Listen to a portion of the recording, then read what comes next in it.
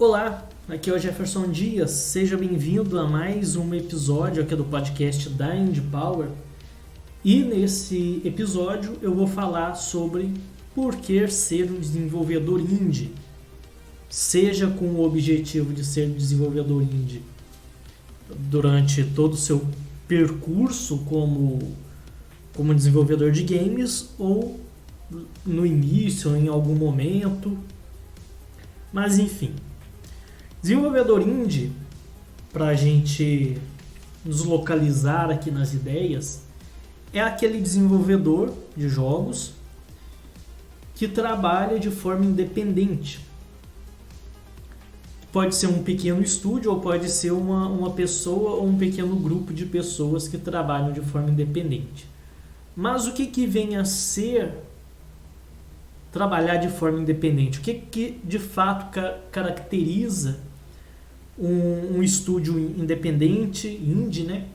Abreviando, ou um desenvolvedor indie? Bom, primeiro vamos entender o que é o indie, o que é o independente, de onde que surgiu isso. O termo indie, eu até falo na primeira edição da revista Indie Power, que é uma revista digital que você encontra lá no nosso site.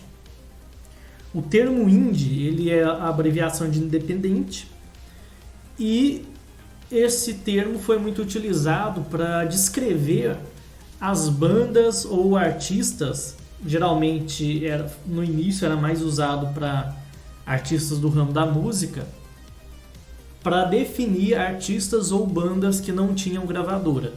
Então, por exemplo, você monta sua banda de garagem aí, faz as suas músicas, grava, monta um home studio, grava e distribui. Pega ali dinheiro do seu próprio bolso e paga para fazer a distribuição. Isso seria uma banda independente. É o que a gente vê muito por aí hoje em dia, né? O pessoal monta a banda ou começa a trabalhar com música, grava ali no estúdio o álbum e depois pega o dinheiro do bolso e manda fazer cópias ou distribui gratuitamente de forma digital. Então, o termo indie ele veio inicialmente para classificar bandas ou artistas do ramo da música que não tinham uma gravadora. Porque quando você tem a gravadora banca todo o processo de gravação e a distribuição. Então, os artistas que não tinham um contrato com gravadora e continuavam fazendo o trabalho e tiravam dinheiro do próprio bolso para investir ou davam um jeito, né, de fazer aquilo acontecer, eram chamadas de bandas ou artistas independentes. Esse termo passou a ser utilizado também para outras áreas, tanto é que hoje você tem o quadrinista independente, o artista independente de forma geral, né? Filmes independentes, documentários independentes e por aí vai, que são produtoras ou produtores de algum tipo de conteúdo que não tem o aporte financeiro de uma grande publicadora ou de uma grande empresa. E o mesmo acontece nos jogos independentes. Quando você tem um estúdio, um pequeno estúdio, ou é um desenvolvedor independente, que não tem uma publicadora que vai injetar dinheiro ali no seu projeto para poder distribuir ele, então você é um desenvolvedor independente. Ou seja, você não recebe recursos externos, investimentos, nem nada. Então, o desenvolvedor indie é basicamente aquele que faz, aquela pessoa ou aquele estúdio que faz ali o jogo na raça, sem receber aporte financeiro de ninguém. Muitas vezes o pessoal utiliza o termo indie para classificar um tipo de jogo ou uma empresa pequena ou média, e de certa forma isso não é correto, porque esse termo, esse negócio de se apropriar do termo indie para tirar o que de fato é o indie, aconteceu meio que no período que os jogos independentes começaram a fazer sucesso, por serem jogos criativos, ter uma pegada artística mais experimental, etc., as grandes empresas viram nisso uma oportunidade e começou a fazer jogos semelhantes, ou criavam um grupo separado para fazer jogos semelhantes. Aí o pessoal às vezes chamava, tá fazendo jogo indie, mas não era indie. Poderia ser um pequeno grupo de pessoas, um estúdio à parte daquela empresa maior, mas não era independente. Tinha o aporte financeiro, tinha ali aquele padrinho que bancava tudo. Então acabou distorcendo um pouco o termo indie, que até muitas pessoas acham que indie é o tipo de jogo, né? Se você vê um jogo pixel art, ele é um jogo indie. E não é bem assim.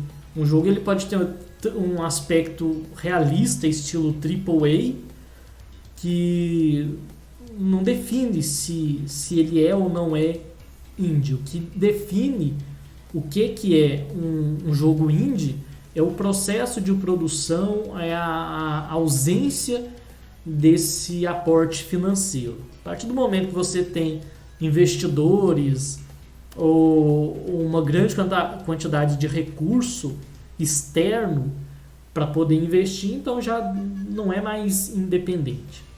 Você pode até ter muitos recursos, mas se ele sai do seu bolso, aí você é sim um independente, né? Porque você está fazendo por sua conta e risco. Bom, então definido aqui o que seria o indie, o que é o desenvolvedor indie, que é a pessoa que faz jogos sem o aporte financeiro, geralmente faz ali nos horários livres, porque tem que trabalhar com outra coisa para ganhar o dinheiro e tal, não tem tanto recurso financeiro para investir no marketing e por aí vai. Por que ser um desenvolvedor indie? No mercado de jogos, e quando eu falo mercado eu não falo só das empresas, mas inclui os desenvolvedores independentes também, porque o mercado se compõe de produtos, de empresas, de produtores, de mão de obra, o pessoal que está ali na mão de obra, e de consumidores. Então o desenvolvedor indie ele também está inserido no mercado de jogos, porque o mercado seria o todo, o que faz esse fluxo da transação de começar um projeto, aquele projeto virar um jogo, esse jogo virar um produto que vai para a mão do jogador. Tudo isso faz parte do ciclo do mercado, todo mundo que está envolvido nessa parte, nesses aspectos, seja direto ou indiretamente, faz parte do que é o mercado de jogos. E nesse mercado você tem caminhos diferentes, né? Você pode seguir aquela ideia mais tradicional, que é, deixa eu puxar o microfone mais para perto para eu não ter que falar muito alto. Você pode seguir aquele script tradicional, né, das pessoas. Deixa eu ajeitar aqui, beleza. Que é terminou ali o ensino médio, começa uma faculdade. Depois da faculdade você entra no emprego, numa empresa, para ganhar ali o seu salário fixo. Esse script, melhor, vou falar de outro assunto primeiro. Então você tem esse caminho, né, que é trabalhar numa empresa. Você tem um caminho de criar sua própria empresa e tentar trabalhar para que ela cresça, receba recursos financeiros aí de diversas fontes diferentes, né? E você pode seguir como independente, que é você fazer seus jogos ou juntar com o pessoal, fazer o jogo, sem necessariamente ter aquela ideia de abrir uma empresa e criar a próxima Rockstar Games, gigante do mercado. Então você tem caminhos diferentes dentro dessa área, além de trabalhar como freelancer também, que é onde você trabalha em partes de jogos, né? Você não trabalha no todo, você não faz parte da equipe do jogo, mas você trabalha em partes, seja fazendo uma ilustração, programando algum sistema, fazendo alguma parte da questão gráfica, músicas, áudio e por aí vai, como freelancer. Então tem caminhos diferentes. E alguns caminhos são mais fáceis, outros são mais difíceis. E alguns são quase que obrigatórios de você passar por ele. E um desses é o desenvolvedor indie. E por que ser um desenvolvedor indie, sendo que tem outros caminhos? E de fato tem outros caminhos. Porém, por exemplo, aqui no Brasil, se você pensar, eu vou fazer um curso, seja um curso livre, técnico, ou uma faculdade de jogos digitais, apesar que o pessoal não tem recomendado tantas faculdades não, porque você estuda muita coisa e no final não aprende a fazer jogo. O pessoal tem criticado bastante as faculdades de games que existem no Brasil. Eu acho que até porque são cursos novos ainda, então as faculdades ou o pessoal que desenvolve os cursos ainda não entendeu bem como que funciona o mercado, o que precisa. Então acaba que eles montam ali o cronograma, pegam vários professores que nem nunca trabalhou com jogos e começam a ensinar coisas variadas, né? Porque a faculdade é assim, você aprende coisas variadas e muitas vezes você não vê uma aplicação direto naquilo dentro do objetivo do curso, né? Tipo, você vai aprender sobre algum assunto, por exemplo, técnica de desenho. Aí você faz aula de desenho com uma pessoa que nunca trabalhou com jogos, não entende onde que o desenho, a habilidade de desenhar se encaixa no processo de produção de jogo. Aí quando você vai ter aula com essa pessoa, você vai aprender sim a desenhar, mas você vai aprender técnicas de realismo, sombra, medições, né? Fazer aquelas medições que o pessoal vê os artistas fazendo, né? Que é esticar o braço, colar com um lápis na mão, fazendo as medições das proporções. Vai aprender isso, mas não aprende necessariamente como pegar aquele conhecimento e usar aquele conhecimento dentro de um processo de produção. Então, as faculdades de jogos digitais, pelo que o pessoal comenta, é meio que dessa forma. Você aprende muitas coisas que são importantes no processo de produção, porém você aprende com professores que não entendem ou conhecem o processo de produção de um jogo. Aí acontece que eles vão ensinar, passar o conhecimento do ponto de vista deles, e não do ponto de vista de um desenvolvedor de jogos. É por isso, inclusive, que agora eu tenho o curso Game Art 2D, que é o curso de criação de arte para jogo, e às vezes o pessoal questiona, né? Por que fazer o curso Game Art e não fazer, por exemplo, um curso à parte de animação, de desenho, de pintura digital? Porque se você for aprender desenho, pintura digital, animação, fora do ambiente da criação de jogos, você vai aprender essas artes, né, voltadas para um processo de produção à parte. Se você for fazer um curso de animação, por exemplo, você vai aprender a técnica de animação aplicada no processo de produção de uma animação, um audiovisual, um curta-metragem, um longa-metragem, por aí vai. O mesmo de animação 3D. Se você for aprender pintura digital, você vai aprender no aspecto de fazer concept art ou ilustrações. Então você aprende as técnicas, mas você não aprende técnicas e métodos que são específicos para a aplicação dentro do processo de criação de um jogo. É por isso que eu, por exemplo, eu tenho o meu curso de arte digital e tenho o curso, que está no caso da Indie Power, de arte para jogos 2D, que são cursos diferentes. Enquanto um tem uma abordagem voltada para ilustração e tal, que é a parte de fazer a arte em si, composição e tudo mais, o outro, que é o Game Art 2D, está mais focado em desenvolver essas habilidades, porém sempre pensando no processo de produção de um jogo. Mesma coisa do desenho. Se você for aprender a desenhar numa escola de arte mesmo, você vai aprender técnica de desenho realista e uma série de outras coisas, que não necessariamente serão úteis dentro do processo de produção de um jogo. Pode ser até que seja, mas você não vai ter aquela facilidade grande de pegar aquele conhecimento e aplicar ele dentro do processo de produção. Então, por isso que é importante, às vezes, você fazer algum curso de algum conhecimento e ver se aquilo que você vai aprender está sendo abordado, aquele assunto está sendo abordado dentro do processo de produção de jogos. É a mesma coisa de música, produção musical. Se você for estudar produção musical de músicas mesmo que a gente escuta na rádio, é uma coisa.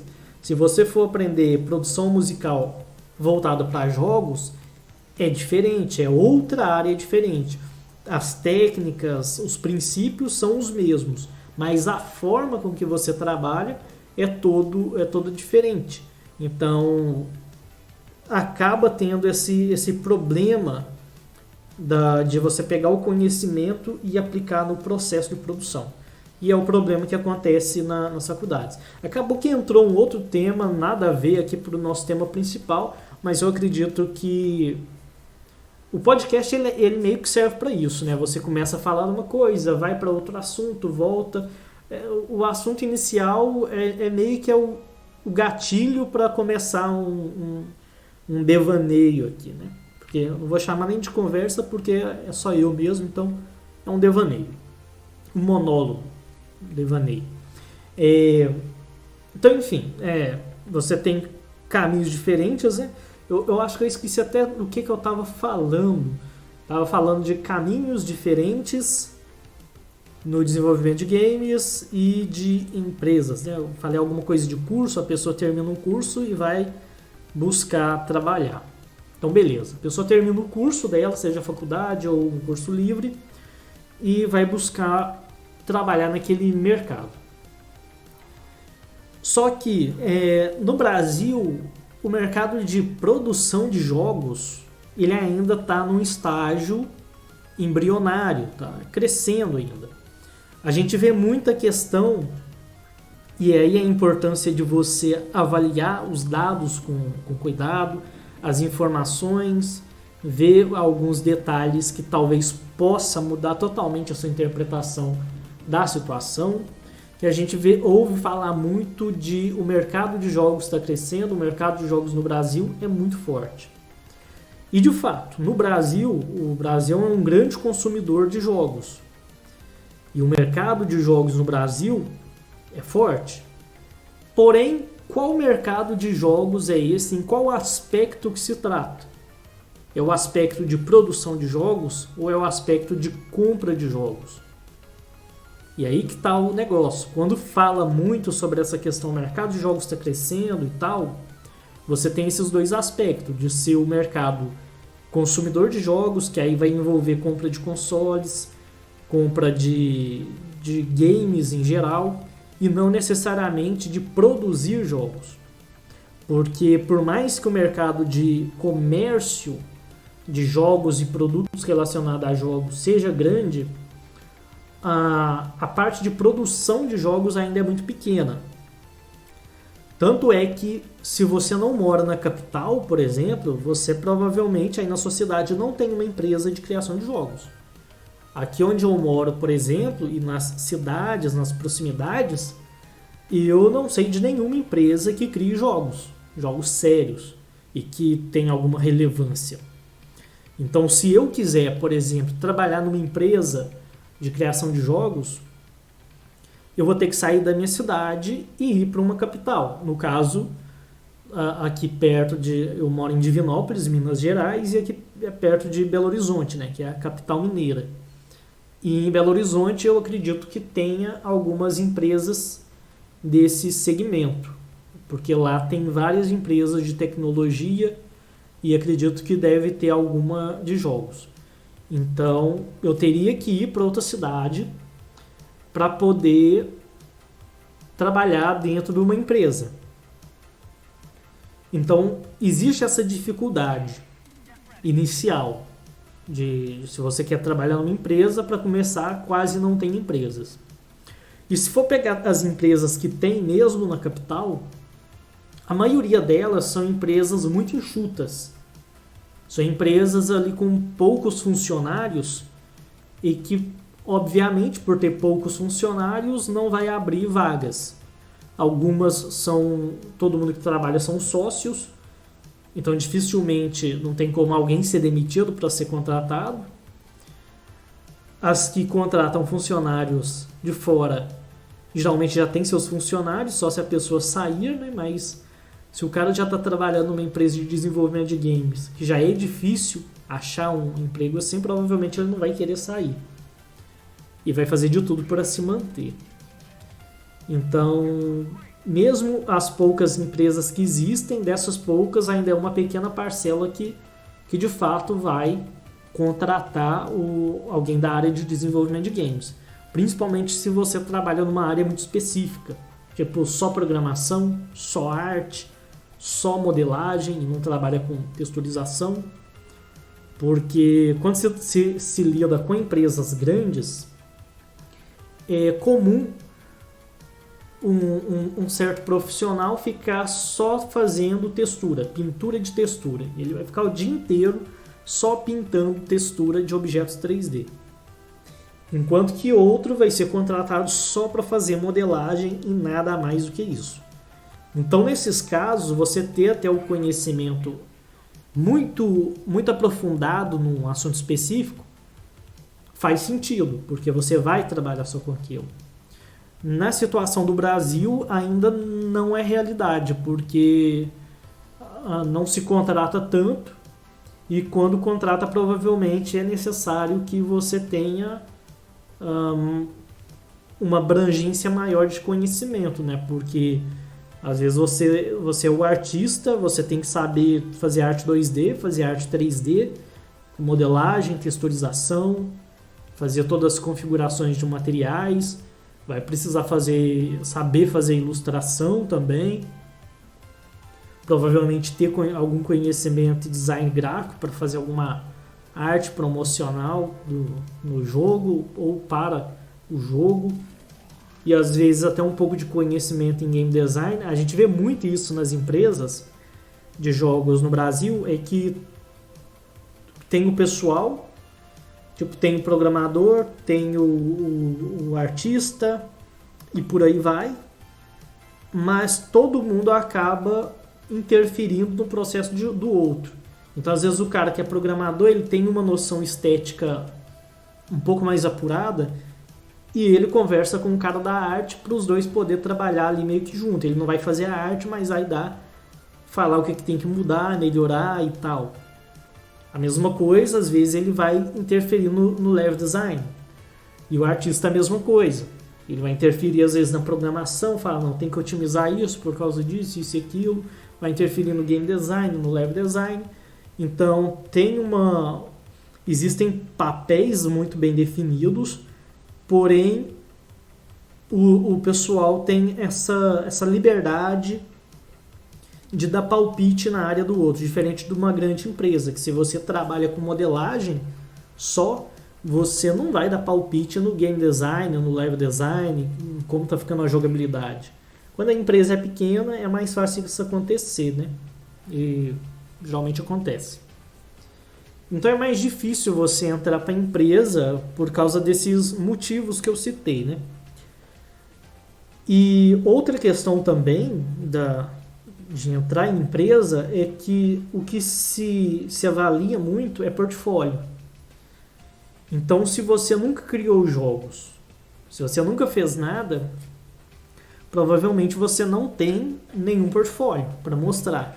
Você pode ter um currículo, você pode ter cursos, diplomas, mas sem um portfólio não vai resolver nada. Você precisa do portfólio, porque o portfólio é o que prova que você realmente sabe fazer algo, que você já fez algo dentro da área de games.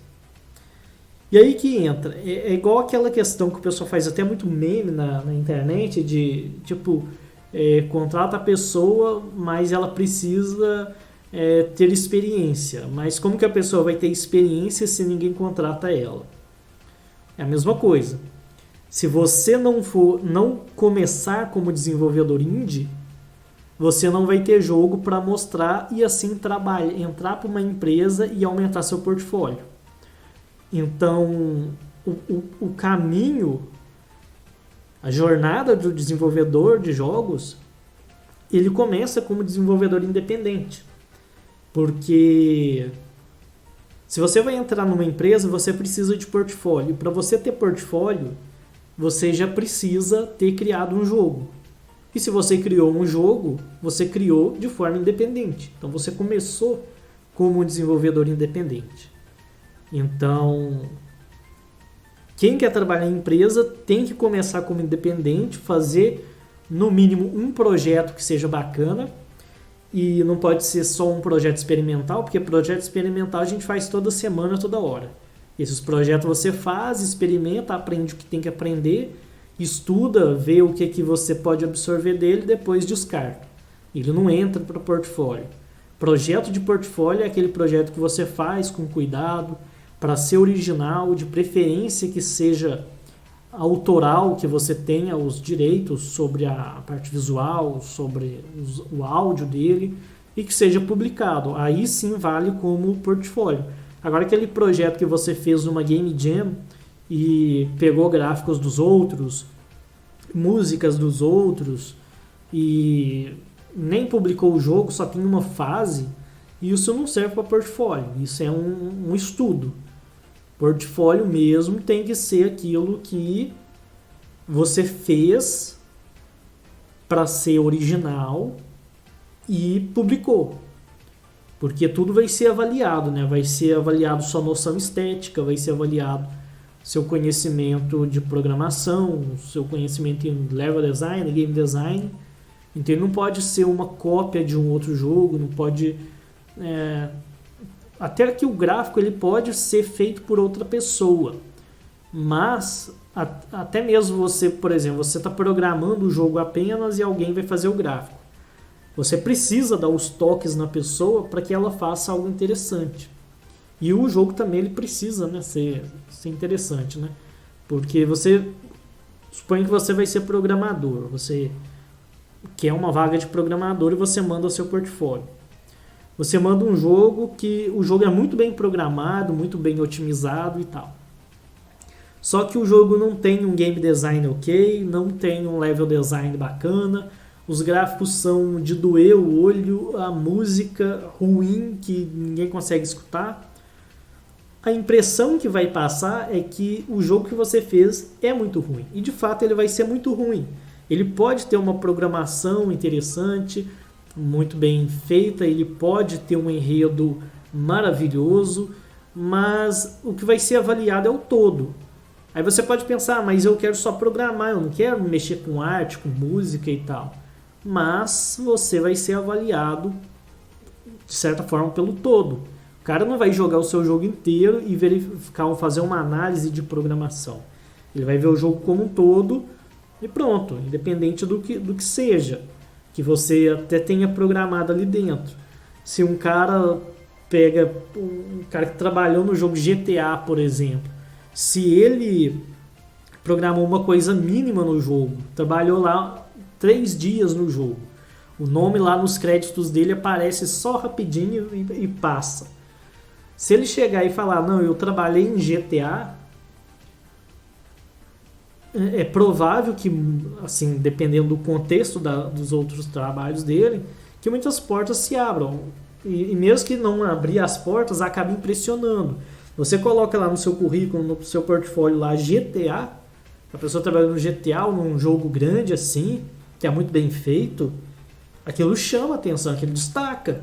Por mais que a pessoa tenha feito algo mínimo e depois se descubra que ela fez basicamente quase nada, aquilo vai chamar atenção para ela. A pessoa que estiver avaliando o currículo, o portfólio, vai começar a olhar com mais atenção, porque é uma pessoa que trabalha num grande jogo. Então, por mais que que o avaliador não entre nem em contato com aquilo que aquela pessoa programou, ela vai avaliar como um todo. A pessoa trabalhou num jogo tal, então aquele jogo fez sucesso, aquele jogo é legal, é bacana, então passa uma boa impressão, né? Por mais que a pessoa tenha feito ali o mínimo, ou a impressão que passou não faça referência direta ao que ela fez, ao trabalho que ela fez, né? Então, quando você for fazer seu portfólio e começar a trabalhar em projetos de portfólio, pense nisso. Então, o ideal é você já começar com a ideia de ser indie mesmo. Não para o resto da vida, né? Mas pensa o seguinte. Você quer trabalhar numa empresa, tá? Então pensa o seguinte. Então eu vou desenvolver o jogo de forma independente. Vou juntar um grupo pequeno, não vai com essa ideia de montar um grupo grande, de 50 pessoas, 10 pessoas. Monta ali um grupo de 3 pessoas, de preferência que sejam pessoas que têm rotinas iguais às suas e que de preferência mora junto também, né? Não junto, né? Mas na mesma cidade, que tem esse contato presencial. Por que disso? Porque se você pega pessoas que têm rotinas diferentes, suponha que você tem todas as suas manhãs são livres para você trabalhar no jogo. Então todo dia de manhã você vai acordar e mexer no jogo. Aí a outra pessoa trabalha de manhã, estuda de tarde e só tem um pedaço da noite para fazer o jogo. O seu trabalho vai render muito mais, pode render muito mais do que o daquela pessoa, porque ela já chegou cansada, o rendimento dela vai ser bem mais baixo, o tempo que ela tem para desenvolver é menor, então o projeto ele vai ficar muito estagnado, vai dar um gargalo, que é você faz muita coisa, a outra pessoa faz pouco e ninguém avança, porque você depende que ele também faça as coisas para andar junto. E quando você tem esse gargalo por falta de tempo, rotinas diferentes, acaba atrapalhando.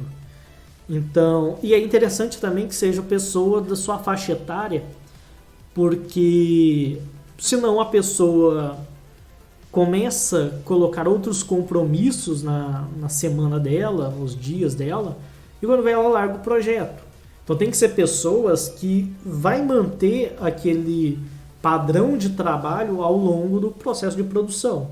Não adianta nada você convidou uma pessoa, tá todo mundo ali fazendo o jogo, aí quando vê uma pessoa resolveu que começou a trabalhar em outro lugar, ou fazer alguma outra coisa, ou começou a estudar e não teve mais tempo, teve que abandonar o projeto, aí o outro virou pai, não tem mais tempo para mexer com isso, aí atrapalha bastante. Então tem que pegar pessoas ali próximas daquilo que você faz, da sua rotina, para ficar mais fácil de ambos trabalharem ali na mesma velocidade, né, no mesmo nível de produção.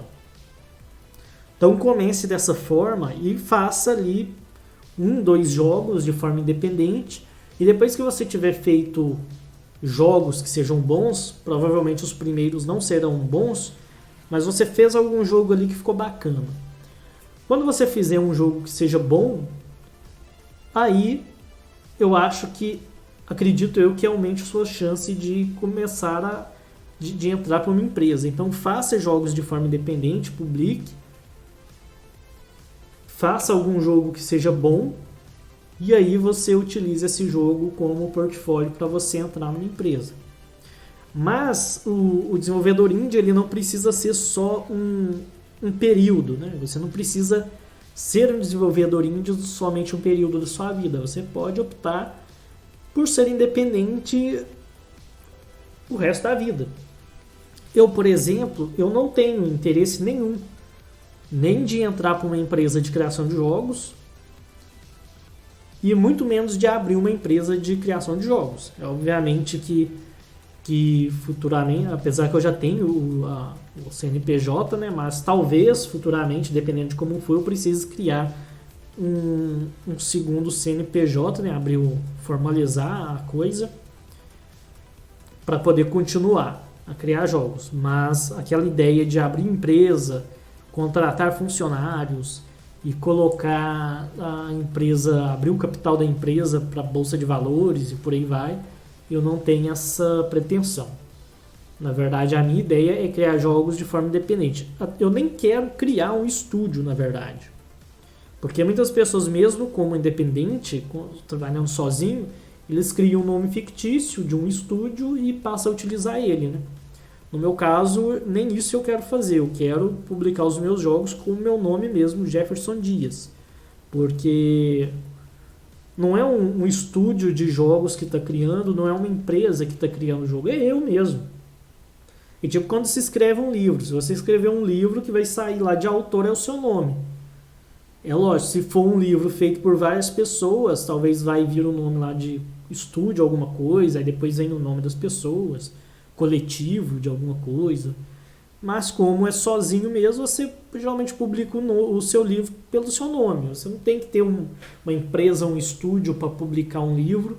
E eu acredito que nos jogos é a mesma coisa. Eu não preciso de ter um nome de um estúdio, criar um nome fictício de estúdio para lançar meus jogos, criar uma empresa. Eu posso publicar como o meu nome mesmo, porque é eu que estou fazendo tudo sozinho mesmo. E a minha ideia é seguir dessa forma. Porque eu não quero abrir estúdio, porque senão eu vou ter que lidar com uma série de coisas que eu acho que não é tão interessante, que eu não tenho tanto interesse. Se for abrir empresa também para jogos, aquela ideia de contratar pessoas, deixa eu voltar aqui à música, contratar pessoas e fazer toda aquela burocracia de ter uma empresa, não é também meu interesse.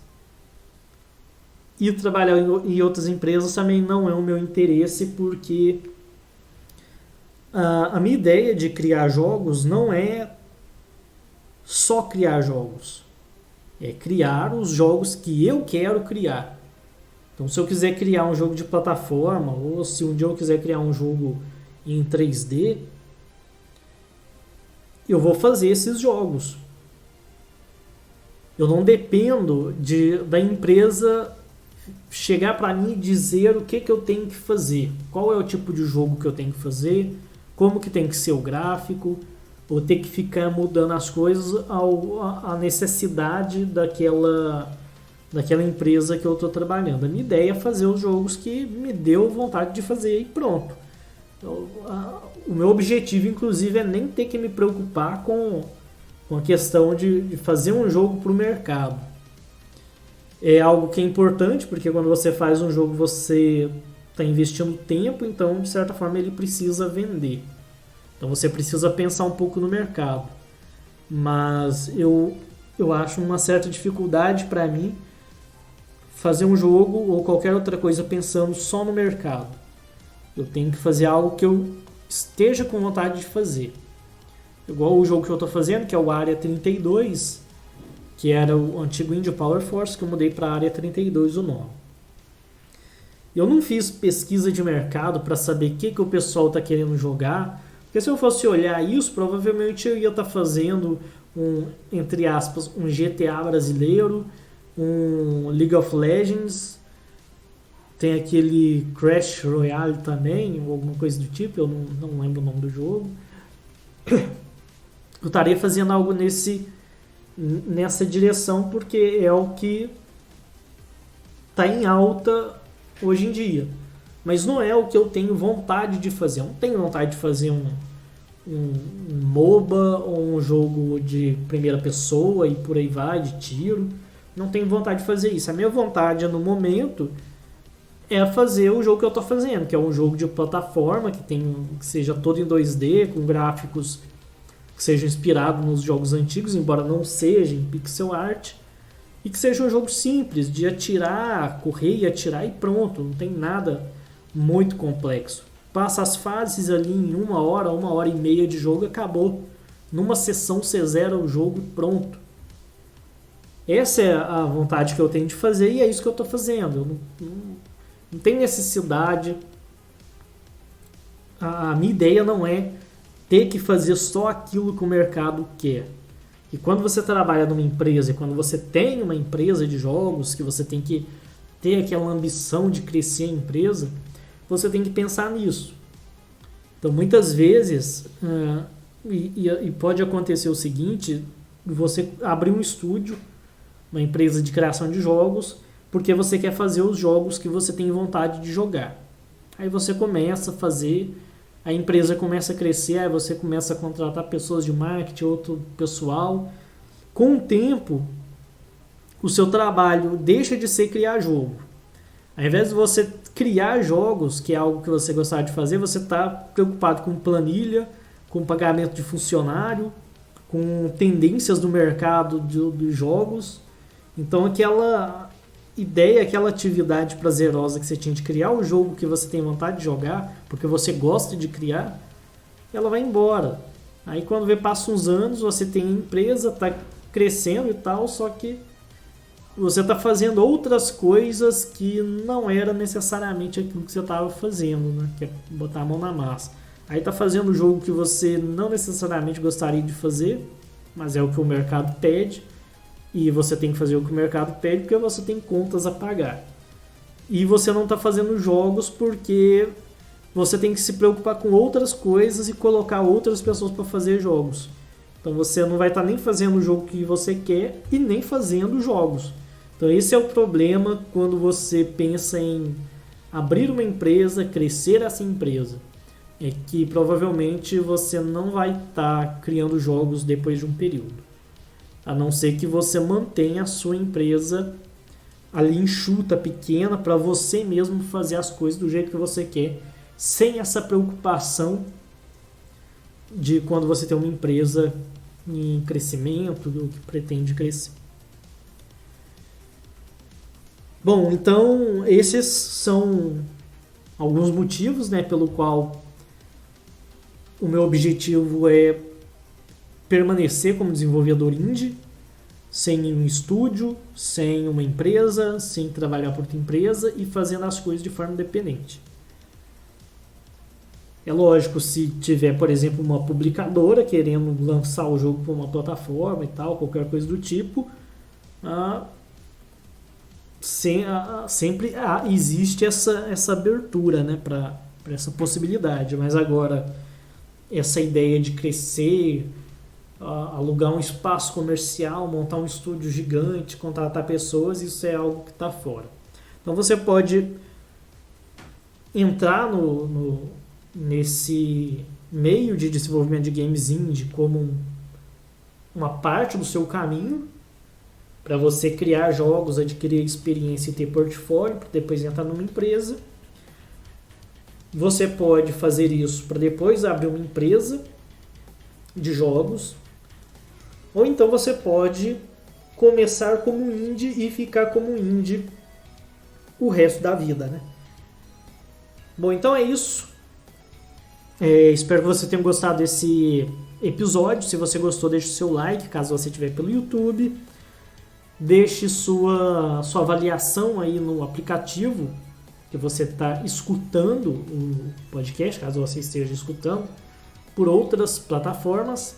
Que acesse o nosso site indiepower.com.br, porque lá tem muito conteúdo, tem uma revista digital, tem os cursos, inclusive tem um curso novo que acabamos de lançar, que é o curso Jogos do Zero, que é um curso para quem está começando ali na criação de jogos e precisa ali de uma orientação. O curso a princípio seria só para jogos 2D, mas embora eu já tenha lançado o curso, eu vou começar talvez semana que vem a fazer novas atualizações, porque eu quero colocar conteúdo para jogos 3D também. O objetivo é que no final o curso seja, você aprenda jogos 2D e 3D através da GDevelop, Construct 2, Game Maker, que é uma ferramenta que eu venho utilizando já há bastante tempo, e Unity, jogos 3D na Unity. Então é um curso que quando terminar as gravações, e você já pode se matricular no curso, inclusive se você não se matricular no curso por agora, é até melhor porque você paga um preço bem mais baixo do que ele vai ser no futuro.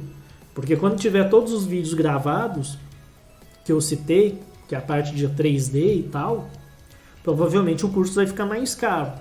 E você entrando no curso hoje, você tem a vantagem de ter todas as atualizações. Então você paga por um preço de um curso e depois daqui 6 meses você tem um curso totalmente maior e bem mais caro que você pagou por um preço baixo.